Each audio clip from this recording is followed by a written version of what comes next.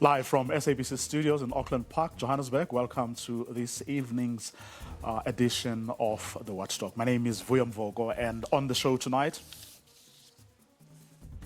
we needed now to do it in a new way, where we would largely bring in the banks, bring in the post office and a post bank, and that started the delays that have ensued. After a 2-month delay in the payments of social grants, has President Cyril Ramaphosa's promise made been a promise kept? Well, State Social Security Agency's Patong Massacre is on the line. The Helen Suzman Foundation is taking Home Affairs Minister Aaron Motsoaledi to court. The foundation is challenging his decision to terminate the Zimbabwean exemption permit, which expired on the 31st of December 2021 and will not be extended. We'll speak to the foundation's Christopher Fisher.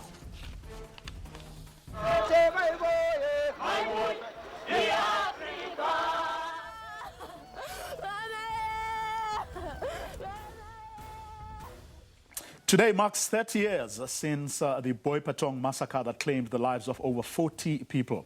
Noma Uhurumbele lived in Patong and was there when the massacre occurred. I'll be speaking to her.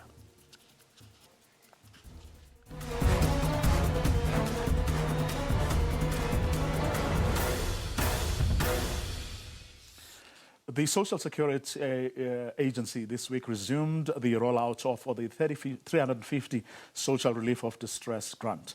The agency says it has already paid 750,000 recipients. SASSA recently came under fire for missing 2 payments for 2 months. More than 10 million South Africans depend on grants. Last week, President Cyril Ramaphosa told the media that there were problems transitioning from the state of disaster provisions to the new regime, which then led to the delays. Well, when this whole 350 grant started, I quite got involved with the officials and was very concerned right at the beginning and kept asking them, how are we going to be able to pay this amount? And they said, President, we're working with a number of service providers, and in the end we might have to do it ourselves, and it really concerned me at the time. And then the application started coming through. It was 6 million at the time, and I kept asking, will we be able to pay? They said, President, we are able to pay. We've inaugurated a new system. From scratch, we will be able to pay. People who have cell phones will do this and that. They'll get the number and so forth. That seemed to work flawlessly.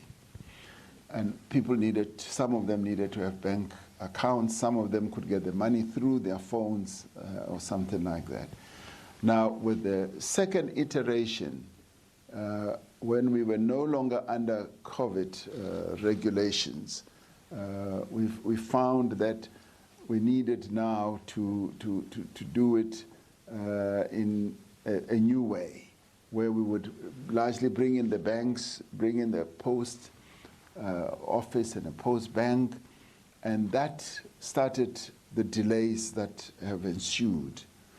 I've now been given a report that they're going to start paying next week. This coming week, the payments will be done. And there will be backdating, because our people have been relying on this. Wherever I have gone throughout the country, people talk about this 350 as they see it as a great assistance intervention. Okay, joining us now to give us an update on the matter is Patong Massacre, who is the Executive Manager of Grants at SASSA. Patong, good evening. Thank you very much for your time. You could see or could tell from the explanation that the President was giving there last week during a media briefing that he obviously doesn't have the detail and his sort of understanding of the nature of the problem isn't quite where someone like you is able to give, which is the point of inviting you this evening. Were you caught unprepared? Good evening, Puyo, and good evening to your viewers. I don't think we were caught unprepared.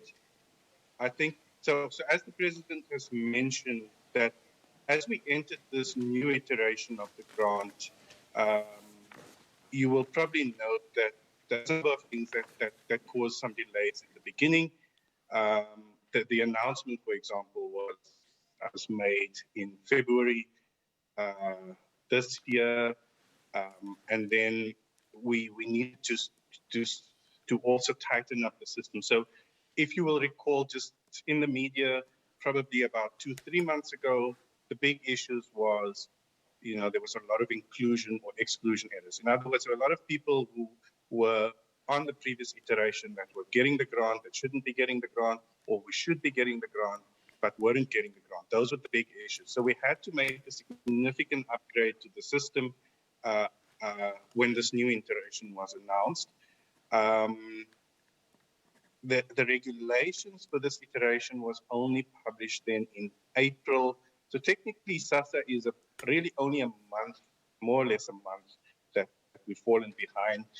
And we really had to put in place, quite a intensive, as the president mentioned, put in a new system that interfaces with banks where we're able to check your income in your bank account. Now, just if you can imagine that, that's quite a massive system, probably one of the most advanced systems in the world. I don't think any other country is even doing anything like this at the moment.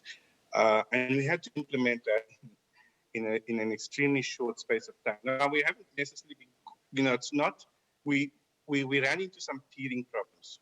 So it's not like we said we want to do this and prepared to do this.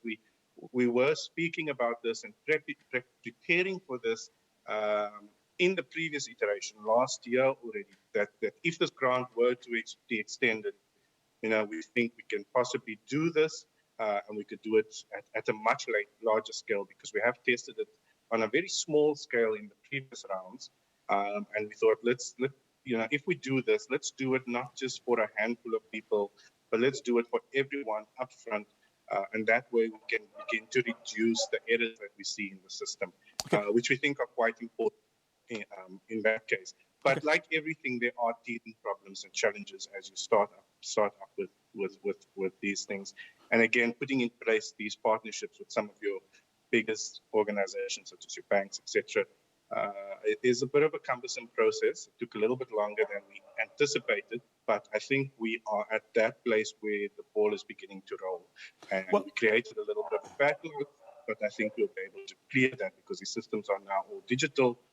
Clearing it won't be that difficult. So in a month or 2 months, we'll be able to clear up backlogs. Okay. You see, for those of us, we don't know, I don't know how the government works or functions.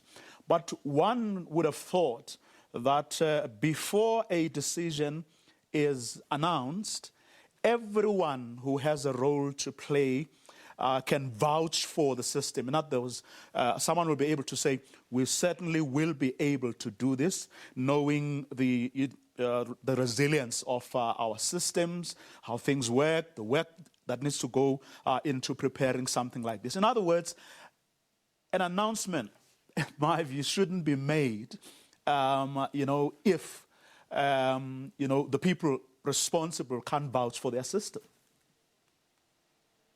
In the ideal world for you, that would be the perfect scenario. But if I could just take you back to the first days when COVID hit us, SASSA said, the president said he wanted to give support, and government as a whole wanted to give support to people.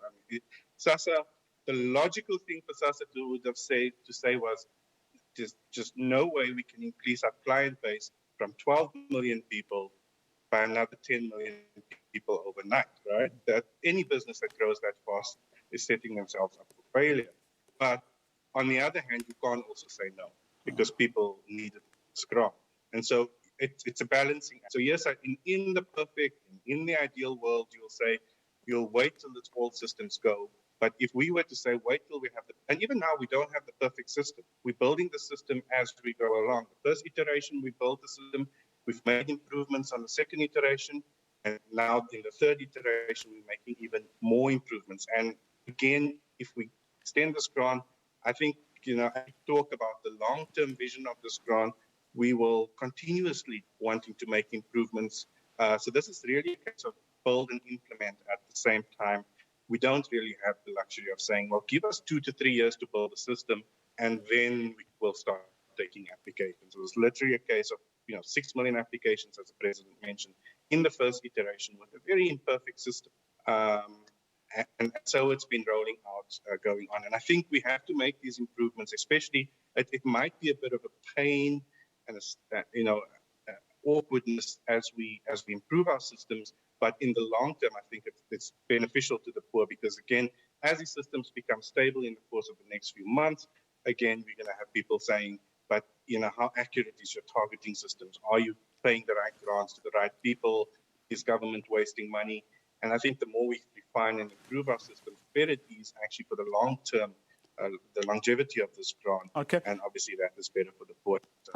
Now, the means testing exercise, do you as SASSA have the ability to do that yourselves, or do you rely almost solely on the financial institutions?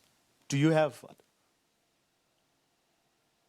Yes, so let me just quickly explain the difference between the way we're doing this and the way we do it with normal grants. So with a normal grant, your old age pension, your child support grant, a beneficiary would come into a SASSA office. They would bring us 3 months bank statements, they'd bring us salary slips, and all of those things. We would then assess it, and we'd make a decision then based on that. Now, you can imagine if we were to implement a normal system like that, we would never get to 10 million people in the short space of time that we did get to. On any given year, we do about 1 million people. So it take us 10 years to get there. Hence, the system that we put in place now literally means nobody has to give us 3 months bank statements. We go straight to your bank account, and through digital systems, we check what money you have in your accounts. We obviously had to streamline that means test. The means test for normal grants is quite complicated, where you could, you get salary, you get deductions, like most, for example, you're probably familiar with the way you file your tax returns with all your deductions and stuff. With this grant, we had to keep it as simple as possible, where it's a straightforward income check against everything. And that, again, it's the kind of compromise you have to make. Do you want the perfect system? And, you're going to pay maybe 1 million or 2 million people, or do you want to reach the bulk of your population quickly with a streamlined system? And so, yes, we are very then reliant, because now we need to have this partnership with the banks to be able to give us the data so that we can access that, versus having people to manually give us their bank statements and having a person having to then assess those bank statements manually. So we are then quite heavily reliant on our digital technology as well. And this whole grant is a very digital grant. It's literally probably less than 20 people in the back office involved in the processing of this grant. You're talking about your technology systems. How resilient is your system? So I would arguably say it's quite resilient. On a scale of 1 to 10? Let's put it this way: it hasn't yet failed us. It hasn't yet failed us. So we've not had any crashes. The only major challenges we had is like at the beginning. We had it with the first iteration at the beginning, the normal teething challenges, getting things up and running, getting agreements in place, getting the first runs done. But once it's running, from our experience in the first iteration, second iteration, and we're quite confident now, even with this third iteration, which is probably the biggest change we've made to date. Some of the teething problems we've seen in the last week as we've done some of these runs, I'm quite confident that our systems will cope. And once we're up and running on a schedule on a monthly basis, I'm quite confident that we will be running quite smoothly without any major glitches going forward. Now, to date, you've paid what, 750,000 recipients. I mean, how long is it going to take you to get to more than 10 million people? So, yes, just a slight update. So we've reached about 900,000 by close of business today. Now, noting that we for the past week, we chose to clear some of the what we call the appeals backlogs. The appeals backlogs is also run through the bank system based on the previous iterations, and so we've cleared those were about 2.6 million applicants in total, of which about 2 million to 1.9 million has been approved, and about 900,000 has been paid. One we haven't paid are the ones we're having issues with their bank accounts, so we've sent them information saying, please come back to the system, update your banking details so we can pay them. So technically we got about 1.9 people that's been approved. Just about half of them, we're having challenge with them updating the actual physical account details or providing us with a cell phone number, a verified cell phone number that we can do a cash send to them. That is so we've cleared that, which is a small portion. We have received back the files of about 10 million files from the banks. We just short one bank still, so we should get that on Monday, and then we should begin the payments with that in the course of the next week. So we do see that, and we've decided to prioritize June payments. And the reason why we prioritize June payments is because that's the data that was readily available within the bank. So every bank, for example, keeps the month. So you'll assess your June against your May, and those payments will then be made because the banks don't have to then go load old months from their archives. And so we will start. We've got back most of the banks. We've got back their June, the assessments for June. We will then run it against our systems on Monday when we get the last bank, and we'll start paying those then from Tuesday through the course of the week, and we hope to clear that. The bulk of that we hope to clear in the course of the next week. We'll then start going back again to the old or the historic ones, the appeals between. So we did the appeals between August and November. We'll then do the appeals for December to March, and we'll also do the April payments, which is based on the March data, and we hope to then clear that in July, leaving us only then with the last backlog being the May applications, which we will clear in August with the August payments. So by August, we should be running on schedule as normal.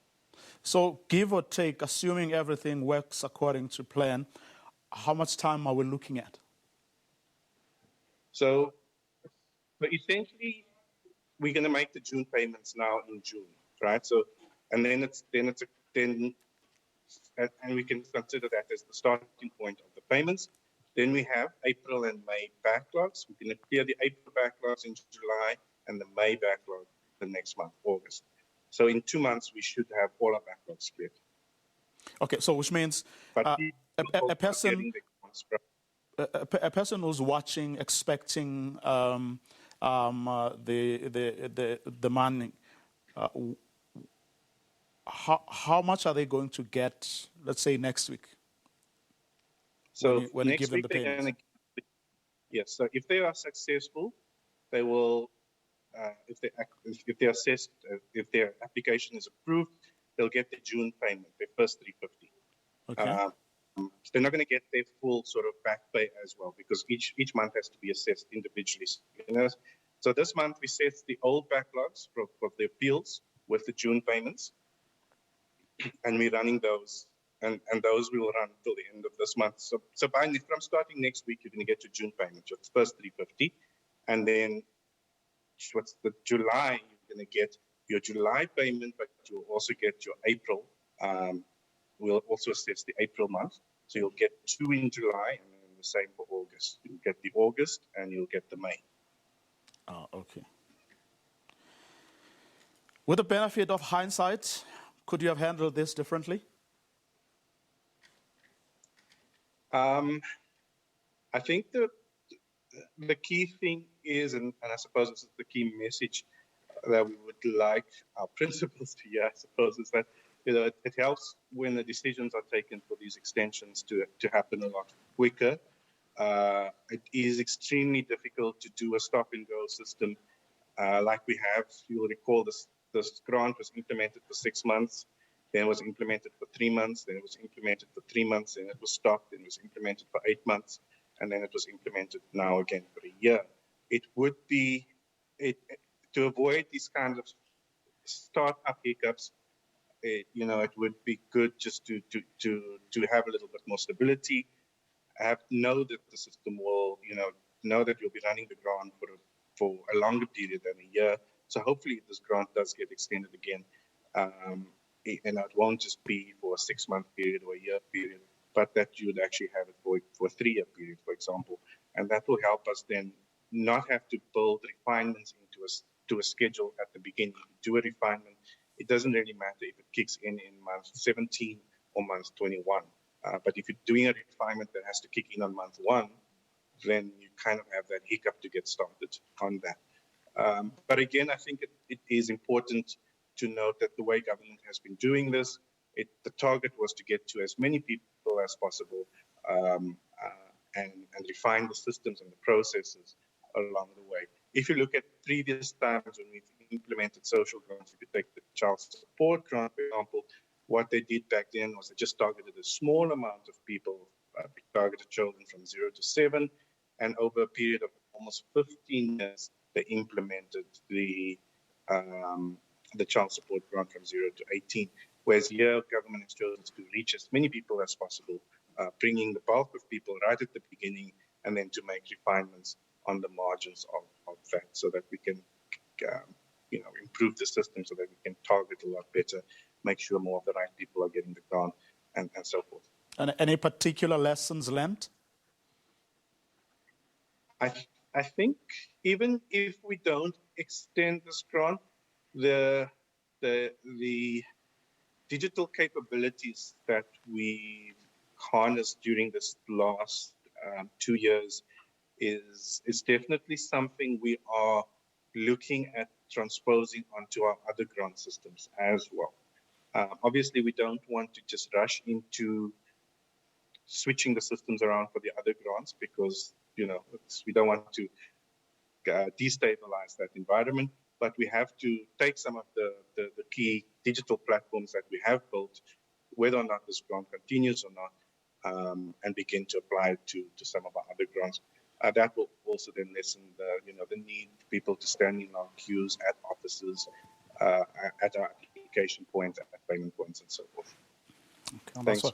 That's where we're going to leave it. Thank you very much for your time, Brenton van Rede, who is from the State Social Security Agency. They're updating us about those 350 rand grants that were delayed by 2 months. Up next, the Helen Suzman Foundation is taking Home Affairs Minister Aaron Motsoaledi to court. It's challenging his decision to terminate the Zimbabwean exemption permit, which expired on the 31st of December 2021 and will not be extended. This special dispensation regime has offered a legal protection to approximately 178,000 Zimbabwean nationals, allowing them to live, work and study here in South Africa. It has prevailed for well over a decade, meaning that permit holders have built lives in the country and contributed to the economy. A senior researcher at the Helen Suzman Foundation, Christopher Fisher, joins us on the line. Good evening, Christopher. Thank you so much for your time. Good evening. Thank you for having me. Well, tell us why you've decided to take up this matter.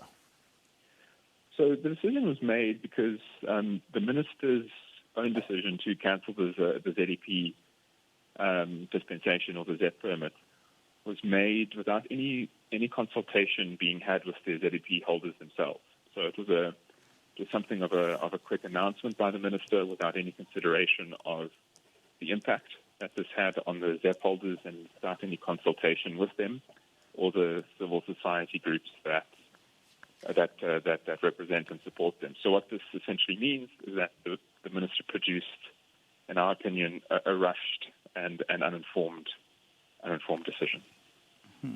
Why is consultation important? I don't want to take it for granted. Well, in the consultation process, the minister would have been able to assess several things. He would have been able to ask the ZEP holders what the impact would have been on them by removing the ZEP. I think he would have been able to assess exactly what the state of affairs at Home Affairs would have been, because recall the minister made this decision to allegedly relieve the pressure on Home Affairs, and I think that ZEP holders would have had a very keen insight. I think also getting the views on ZEP holders' employers would have been very useful, because we must remember that a lot of these ZEP holders have built lives in South Africa that are now over a decade long. So their interests and the interests of South Africans are very much entwined. So what the consultation process would have done is create a more holistic picture and given the minister a bit more information about whether it was wise to revoke the ZEP and also to give such a short period in which to regularize the previous ZEP holders. Do you believe that it was a wise decision, given the explanations that the minister has given? I think the minister's explanations are quite thin. So the idea that this will help Home Affairs alleviate some of its burdens, I think, is incorrect.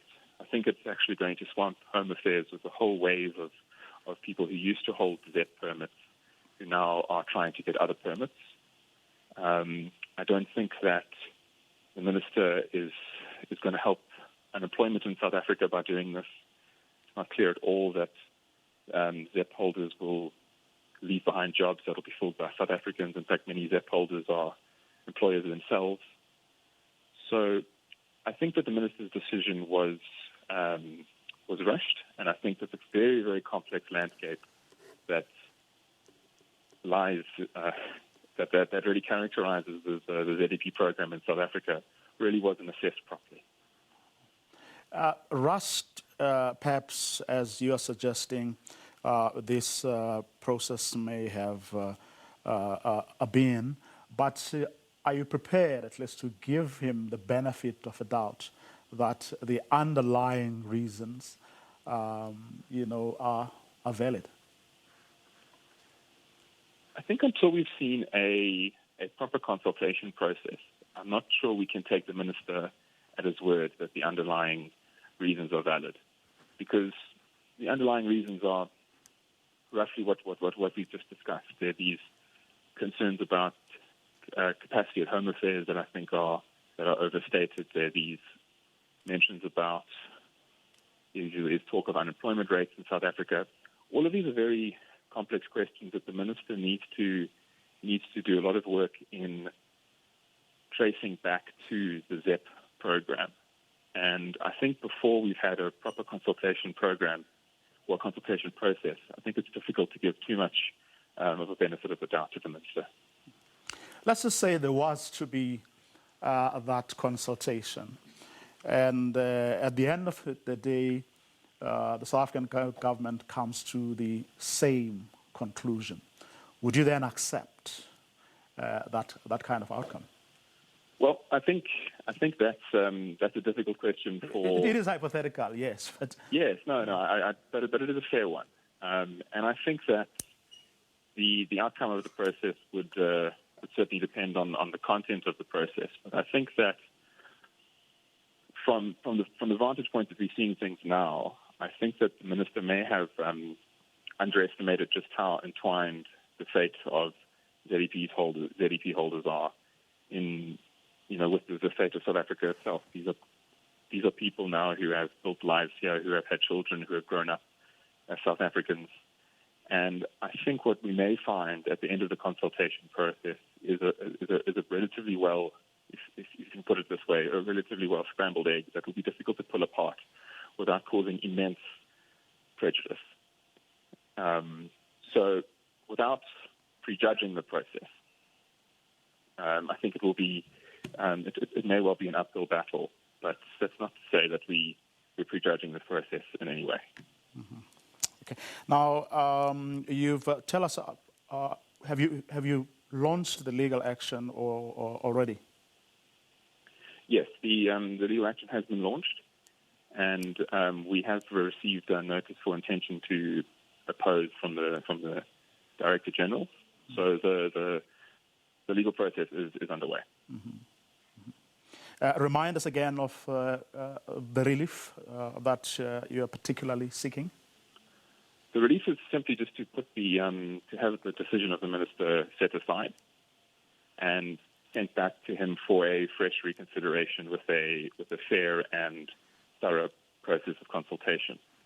And then, in the interim, just to have the ZEP stay in place with all its protections, and then await a fresh decision from the minister. Any organizations joining you on this? At this stage, not. At this stage, there's been no formal approach from other organizations, but it is early days. It's only been in the public space for about a day now. Okay. A few days. Okay, we'll see how that pans out. Thank you very much for your time, Christopher Fisher, who is from the Helen Suzman Foundation, as you've just heard there. They have filed papers challenging Home Affairs Minister Aaron Motsoaledi's decision to terminate the Zimbabwean exemption permit. We'll see how that goes. We're going to take a quick ad break.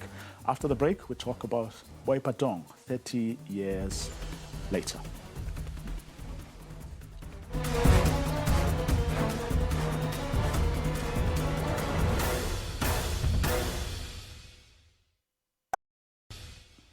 Well, exactly 30 years ago on this day, around 40 people were killed in what has gone down the annals of history as the Patong Massacre.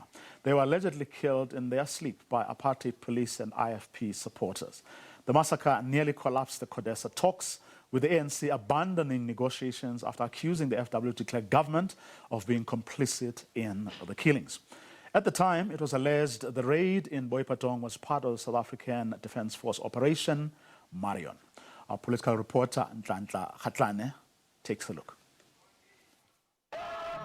The Convention for Democratic South Africa, CODESA negotiations, were meant to ease the tensions in the country ahead of the first democratic elections in 1994. As South Africa licked its wounds from the brutal system of apartheid, a new course and journey for the country was on everybody's lips. But that was nearly derailed by the 17 June 1992 Patong Massacre. Let me warn Mr. de Klerk. The introduction of anti-democratic measures today will result in a defiance campaign with me leading that defiance campaign. It was on this day, 3 decades ago, when a group of about 300 heavily armed men descended in this area, slaying everyone on their path and leaving scores of lifeless bodies behind. And for many survivors, 10 p.m. on that day still lingers in their memories like yesterday. 33-year-old Mita Molete was only 3 years old when she witnessed her father dragged outside and shot to death multiple times. The toddler was stabbed in the head, an injury that has left her confined to a wheelchair for the rest of her life. Before I take a mewaka, according to mewaka, they were explaining again. Before they attacked my mother, they attacked my father first. They dragged him outside because there was blood all over the floor. Then after that, one person approached my mother to attack her.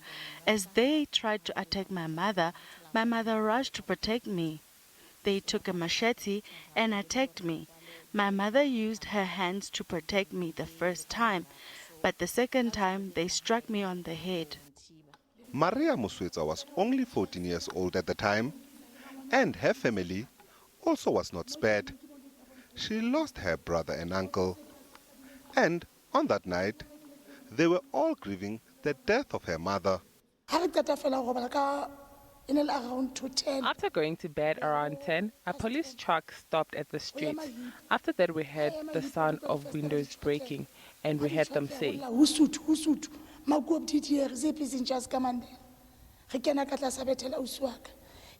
We hid under the bed with my pregnant sister. My brother and uncle were deep asleep. At that time, they stepped the bed I was under. I moved a bit, then they searched everywhere in the house. White people covered their faces with black ashes. Others were wearing Zulu attire. And even today, she is still struggling to come to terms with wounds left by that tragic event. Because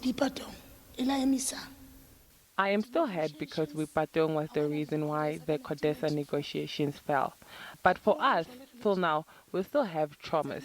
It is history, but talking to you now, I still remember it vividly. At the time, the apartheid government labeled the massacre a black-on-black violence. But for the victims, it was a machinery of the apartheid regime. Suspicions were that these attacks were aimed at undermining the delicate process of negotiations aimed at paving the way to democracy. At the negotiating table, amongst others were the National Party under F.W. de Klerk, with the ANC led by Nelson Mandela. And 2 years ago, South Africa's last apartheid president, the late F.W. de Klerk, opened wounds of the past. There's a difference between calling something a crime, like genocide is a crime. Apartheid cannot be, that's why I'm saying this, cannot be, for instance, compared with genocide. But he later retracted his view, although outrage had already erupted. De Klerk is a murderer. De Klerk has got blood on his hands. The people of Patong are turning in their graves. The Patong Massacre remains a central point in the struggle for democracy of this country. It's a period that will always be remembered as a painful stain, as many people lost their lives in the conflict that formed part of the struggle to liberate South Africa from the shackles of the apartheid regime. Ntlandla Khatlani, SABC News in Patong. Joining us tonight is activist Norma Uhuru Mbele, who is a community organizer and was involved in planning this year's commemorative event. Good evening, Norma. Thanks very much for your time. Hello, Vuyo, and thanks for having me, and hello to all viewers. So what happened today in Patong? The commemoration of 30 years since the massacre happened, Vuyo, and unfortunately today I didn't attend. However, I've been part of the plenary meetings at Patong, and what made me sad when I was attending this plenary, the sad truth is this: the victims at Patong are not waiting for handouts. I was actually a little bit angered. Actually, I said I was angered when I heard the statement that people are waiting for handouts and the government is giving hands up. I don't know what that means.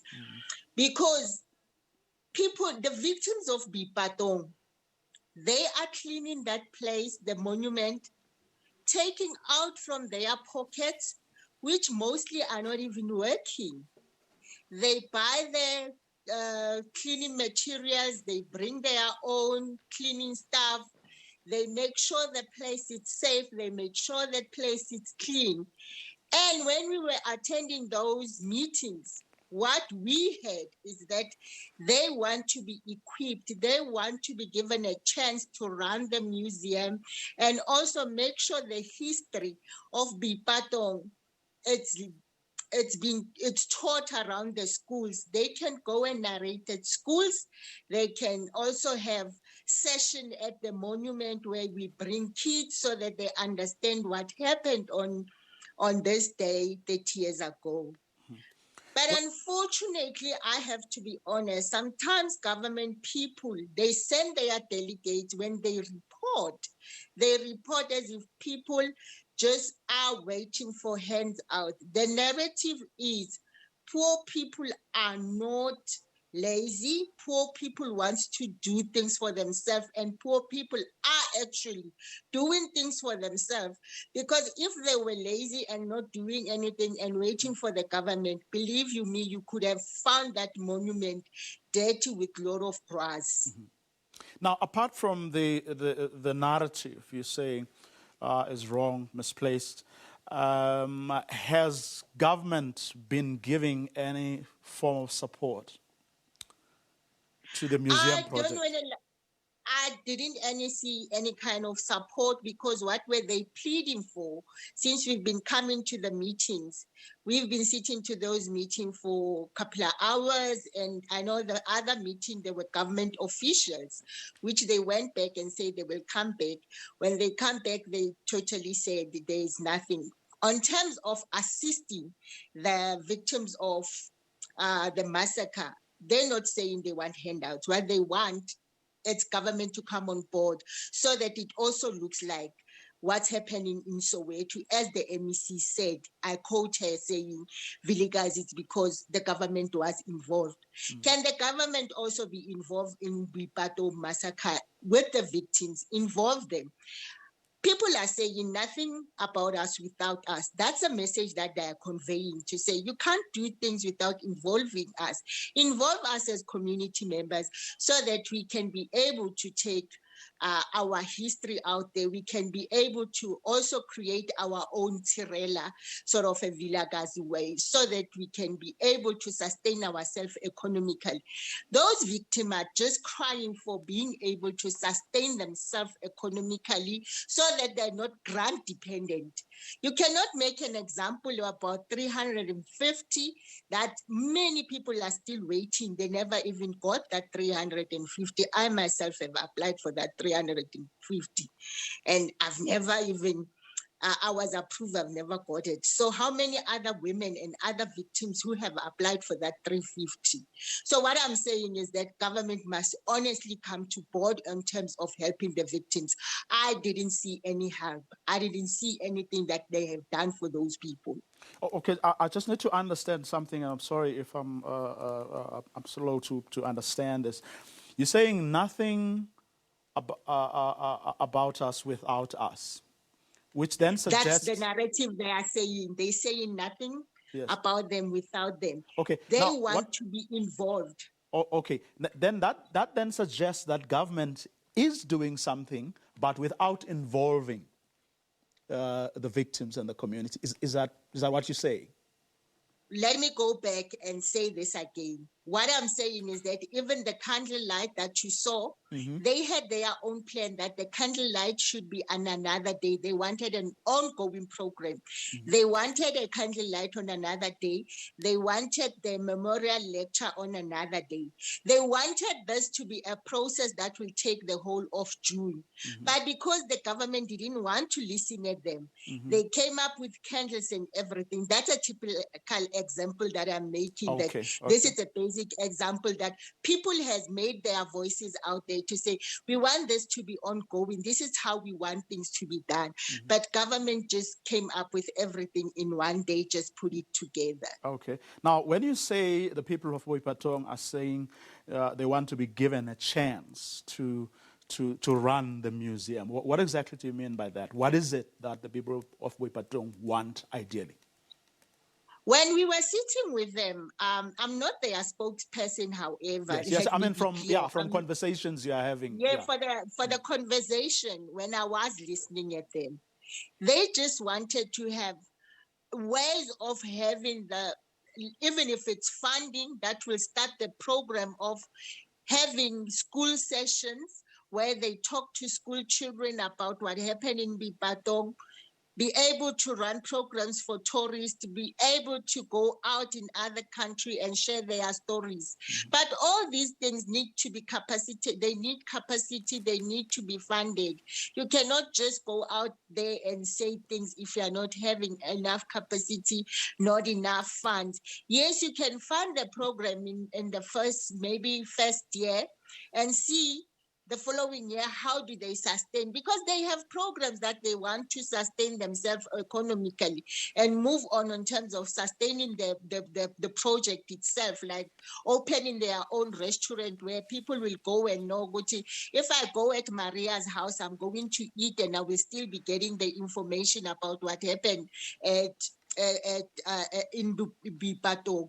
So these are the things that they're saying. We want to do something that will also sustain us and sustain the community. And the young people, if we are all gone, they will have the legacy that will also sustain and Patong become a better the better area. I think your journalists, when they drove in there, that area just smells poverty.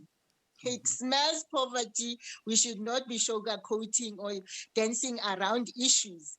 The reality is that unemployment and all these things involve the community and see what the communities want to do, the victims want to do to change their own situation, not excluding government and government not excluding them.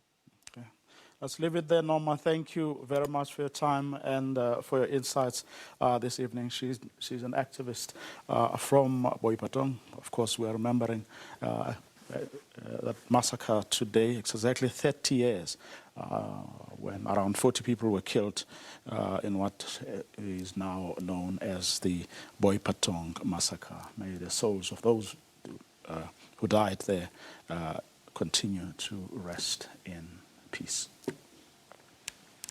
To this now, the Namibian police force has denied claims that it did the so-called dirty work for the South African President Cyril Ramaphosa. Instead, they have accused the Justice Department of failing to cooperate with them when they sought a preservation order on properties believed to have been bought with stolen funds.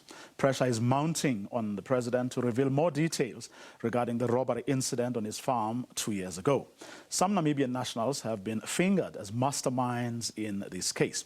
Former spy boss Arthur Fraser has since opened a case on the matter, which allegedly involves over $4 million. In a comprehensive statement, the Namibian police force said it had identified individuals who were implicated in the Palapala Game Farm robbery.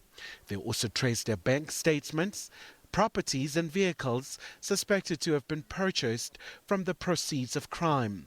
Namibian authorities then consulted the Office of the Prosecutor General to consider a preservation order of assets. But they say the lack of response from their South African counterparts resulted in the cancellation of the preservation order and release of the assets. So far, the Minister of Justice in South Africa says it has yet to respond on the matter, pending consultations with its counterparts. While the Hawks say they are not at liberty to speak, an investigation on this issue is still ongoing. The Hawks say once the investigation has been concluded, a docket will be referred to the National Prosecuting Authority for a decision. They'll be able to communicate on it. Opposition parties in Namibia say they still want clarity regarding this matter. There is a very important case in our neighboring republic, South Africa, which we are told our police is involved. The Pela, Pala, furniture money.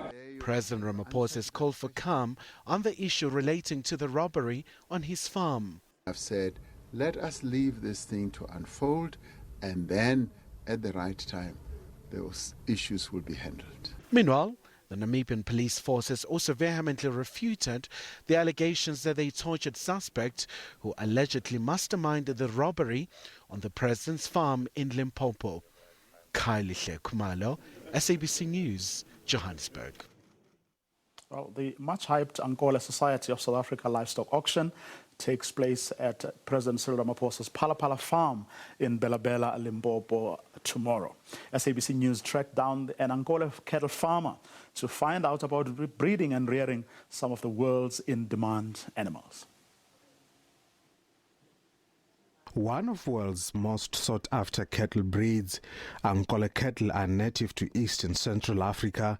They are characterized by their large horns and distinctive bodily structure. Matsira says one Angola animal can cost between 100,000 rand and 3 million rand on South African markets and auctions. He acquired a herd of about 10 Angola cattle from Uganda through a costly embryo transplant process.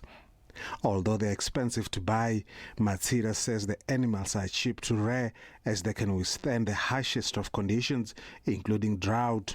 Rearing the cattle is not difficult because the Angola breed is genetically very competent in the sense that it is disease resistant and it's also drought resistant. So for us in a communal land like this in rural areas, they adapt very well compared to other breeds. It means that farming with Ankole becomes cheaper in the long run. The problem is that the acquisition of the stock for the Ankole breed is very, very expensive. Matsira says he plans to buy an Ankole bull on the Parapara Ankole auction in Villaville on Saturday to add to his herd, but it will cost him an arm and a leg. The structure of the bull, for instance, and the length of the horns would make a bull or a cow quite expensive in the market. That is why there is no average price or a one single price for an Ankole cattle or bull or a cow. So even sometimes you'll find that a heifer, which is a young cow, will fetch close to 2 million rand, as it happened in the last auction. Meanwhile, one of Matsira's assistants said the Ankole has a very aggressive temperament, especially when under threat and protecting its offspring. They're a bit aggressive, especially if there's young cows, especially the bulls. It's their duties and responsibility to protect the females and the young ones. That is why you can't just go closer to them when they've got the cows. They are protecting their offsprings. Meanwhile, these Ankole cattle form part of Matsira tourism package. Tourists from far and near flock into the village just to behold the majestic nature of the cattle. Rutano Boboria, SABC News, Matsira. And that's our show for this evening. Have a good night and a great weekend.